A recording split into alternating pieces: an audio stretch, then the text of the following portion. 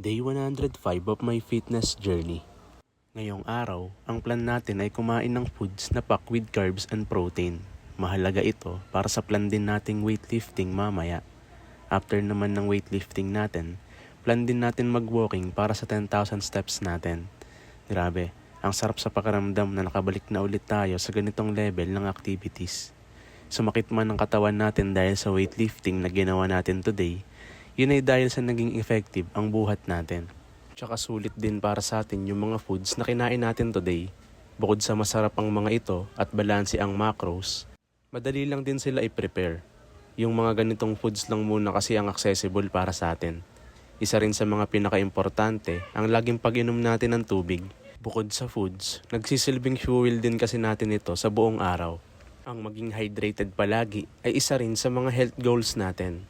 Eto na muna today. Stay consistent until contented.